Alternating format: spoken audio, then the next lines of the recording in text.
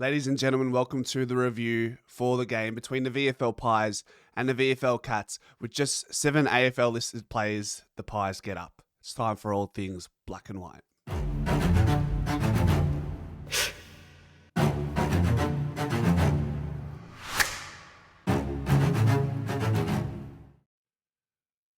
A really encouraging, morale-building type of win for a VFL side that did not comprise of a lot of AFL-listed players yesterday. Will Hayes seemed to have been a late out just before the game, with Josh Murphy coming into the side for Will Hayes.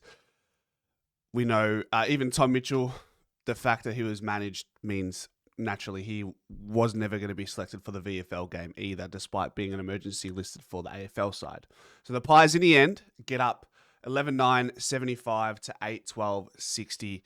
And like I said, there's just nothing more morale building than a cold Saturday night away from home, considered underdogs in this game, by the way, and you come out and win in that fashion. They started strong, the Pies. I think they were, just looking at the score, the match time, maybe we'll reference this here, make this easier. So let's do this. Let's go here. So in the first quarter, the lads started well.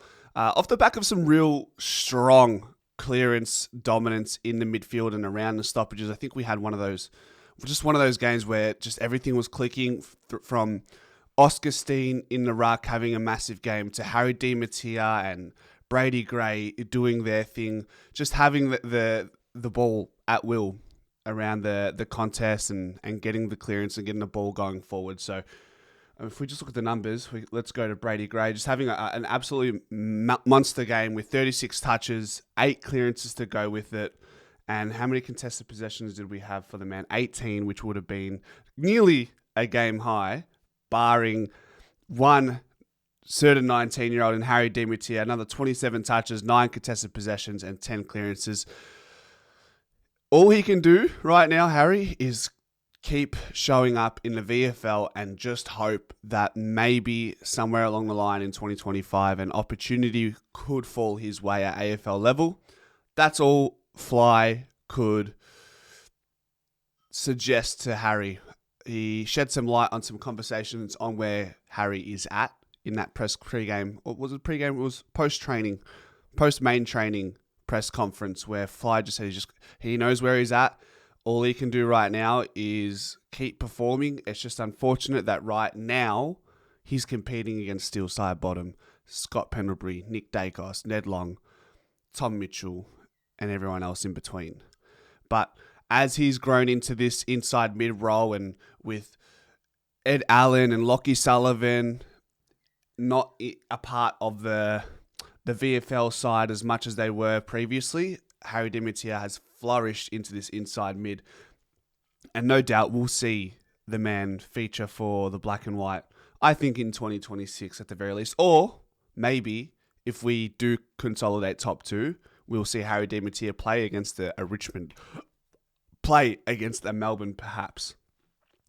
The other player that was really impressive for the night was Oscar Steene. His ruck work and just his work around the grounds. Like, look at his numbers, just ripping through the stat sheet here. 8 clearances, 14 contested possessions, 20 touches.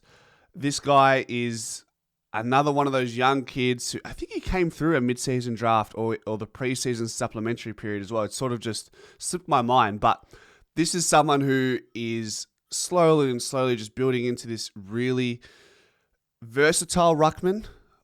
We can almost put him in the same category as a Darcy Cameron. Just when you look at him around the grounds, his ability to intercept and just compete aerially and hit the scoreboard at times, that is a real feature of Oscar Steene's game. I think that the last thing to come for Oscar Steene will be his ruck craft, and probably will never be the most dominant tap ruckman, but with the skills that he possesses as a tall player, I think there is a place for Oscar Steene at the Pies for the future. So 8 clearances, 5 score involvements, which I think, by the way, was a game high or a team high at the very least. 6 tackles to go with it also.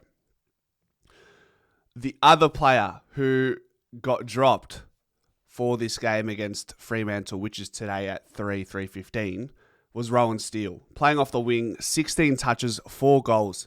And kicked one of the more crucial goals last night in the last quarter, and it was actually with some really strong wrestling work by Oscar Steene in the stoppage. He takes it out of the stoppage and handballs it to Roan Steele, who snaps it on the boot for Collingwood to pretty much ice the game, I think, at that point. The game was all but over once that goal was kicked. And that was a nice little 1-2 punch from Oscar Steene and Roan Steele. But Roan Steele kicks 4 goals in response to being dropped from the ones. And that is all you can really ask for from a player who really hasn't done much wrong when he was in the ones, but he just probably didn't do enough in that game against Gold Coast. When he had the ball, he was great, but you just couldn't find a way to imprint the game as much as maybe the selection committee would have liked. His rope, the length of rope that he had to stay in the side was very short. So as soon as he had a down game, he was going to lose that opportunity to keep his spot. Is it over for Roan Steele in 2025? Never say never. Never say never. So to go out and help your side with limited AFL listed players, mind you, like our AFL listed players, get this right. Roan Steele, mid-season draftee. Ash Johnson, mid-season draftee. Oscar Steene, mid-season draftee or pre-season supplementary period. So that's 3 AFL listed players. Will Parker, rookie B. And then we have DeMattia, draft, okay. Cochrane, draft. 6 players. Who did I miss that was the 7th? Did I miss someone that was the 7th? Noah Howes, mid-season draftee. So most of our AFL listed players aren't even players who came. I think we had 2 players there that came through from the national draft. So that is a very VFL listed heavy team, regardless of what AFL listed players were on the field because of that reason, the fact that they aren't really through the national draft. Ash Johnson was competitive. I think he had 2 goals for the game. Just building on getting through the game is the most important thing for him at the moment. Time is not on his side when it comes to his contract, but all you can do is go down swinging and just give yourself every chance at the end of the year to get another contract extension. Will it happen? Unlikely, but stranger things have happened. Is there anyone else that we want to talk about? I mean, the Marnie twins just keep doing their thing. Harry Marnie and Max Marnie.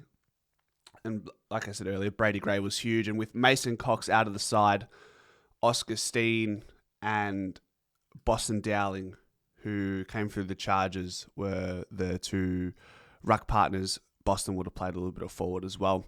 Big Roo has a stress foot issue, I believe. So he's in a moon boot along with Jacob Ryan, if I'm not mistaken. So not ideal. Not ideal given how slim we are in the backline right now. I'm not saying that a certain Big Roo would be playing this year, but nevertheless, he is a key defender, or he is acting as a key defender right now in the VFL. And by the way, lastly, Will Parker, nice numbers, 21 touches, 9 contested possessions, 3 tackles, 3 clearances, 2 score involvements. So a real positive position that the VFL Pies are in. I think we are 5th on the ladder. So a good a good competitive, flourishing VFL side will always complement a strong competing AFL side. You want to maintain that standard across the 2 competitions, and that's all we can ask for. Ladies and gentlemen, as always, thank you for watching, and until the pre-game show at 11 a.m. and the post-game show a little bit later today, go Pies.